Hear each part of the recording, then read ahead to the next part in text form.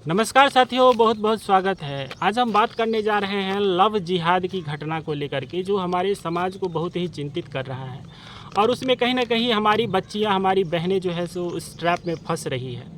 एक खुलासा हुआ है राजस्थान में, जहां पे ब्राह्मणों लड़की को यदि आप फंसाते हैं, तो वही जिहादी की बात कर रहे हैं, तो उसे 20 लाख रुपया मिलता है और अन्य कोई हिंदू लड़की है तो उसे 10 लाख रुपया मिलता है।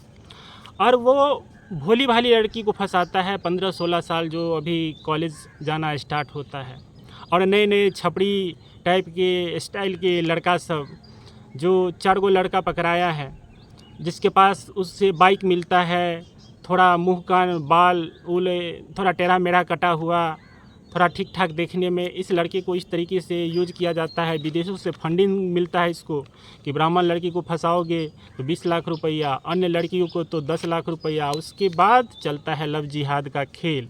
उसके बाद क्या होता है, उसे धर्म परिवर्तन करा करके, और जब उसका बात नहीं मानता है तो उसे सूटकेस में डाल करके जंगलों में टुकड़ों में फेंका जाता है। इस तरह की घटनाएं जो है सो हमारे समाज में बहुत हद तक बढ़ गई है और इसके लिए सरकार कुछ भी नहीं कर सकता है। ये घटना हो जाएगा, उसके बाद सरकार एक्टिव हो, प्रशासन एक्टिव हो, हमारी न्याय व्यवस्था जिस प्रकार से जो भी करे, लेकिन इसके लिए सबसे पहले जिम्मेदारी जो है सो हमें लेना पड़ेगा, अपने अपने बच्चों के प्रति, अपने अपने बहनों के प्रति लेना पड़ेगा।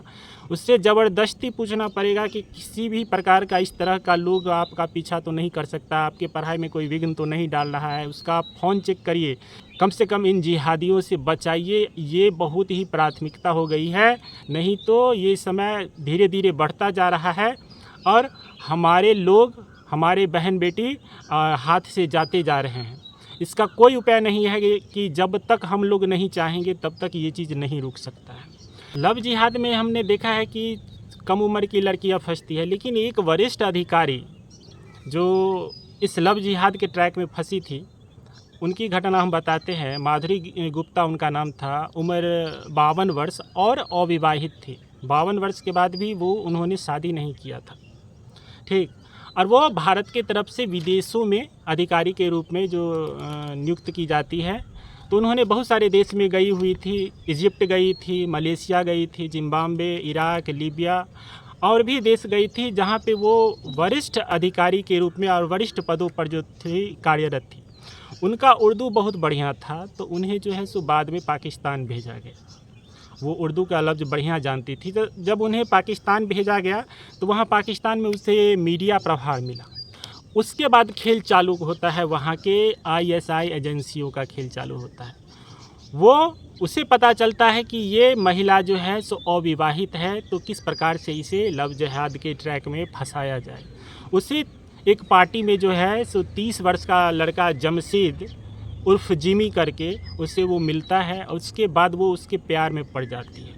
अब सोच सकते हैं, बुढ़ारी का प्यार, जवानी में शादियाँ नहीं की, और बुढ़ारी का प्यार जो होता है वो तो 10 गुना प्यार होता है जवानी से।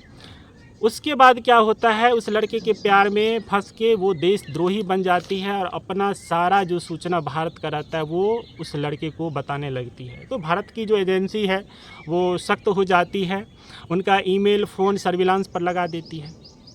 ये खेल चलता है। कोविड से पहले, ये जो कोरोना आया था उससे पहले, उन्हें किसी न किसी रूप से भारत सरकार जो है उसे दिल्ली बुलाती है।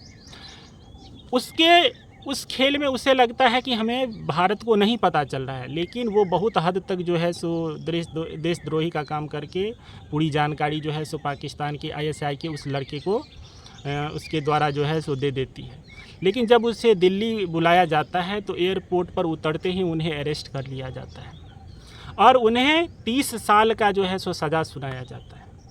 लेकिन कोरोना के वक्त में उनको कुछ दिन के लिए ज़मानत मिलता है, काहे कि उनको कोविड भी हो गया था, डायबिटीज़ हो गया था, बहुत सारी बीमारी से ग्रसित हो गया था। अब सोच सकते हैं कोरोना के समय में किस प्रकार की स्थिति हमारे देश की थी। तो उन्हें कुछ दिन के लिए ज़मानत मिला, तो उसके बाद पता चला जब वो अजमेर चली गई, उसके बाद उनका जो है वो उनका मृत्यु हो गया। तो कहने का मतलब है कि लव जिहाद के घटने में ये कम उम्र की लड़कियां ही नहीं फंसती है, बड़े बड़े अधिकारी भी फंसते हैं। बड़े बड़े अधिकारी भी इसमें फंसे हैं और अपने देश, अपने प्यार के लिए मतलब देशद्रोही बन जाते हैं। देश की सारी बातें जो है सो, और ये माध्यम कहाँ से आया है तो हम देखे हैं जो आजकल एक्स के माध्यम से इस तरह की न्यूज़, इस तरह की चीज़ें सामने में आती है। तो लव जिहाद का घटना बढ़ता जा रहा है और हम अपने बहन बेटियों को पंख ज़रूर दे रहे हैं उड़ने के लिए, पढ़ने के लिए और उन्हें अकेला छोड़ने के लिए, लेकिन हमारी जिम्मेदारी वहीं तक नहीं है।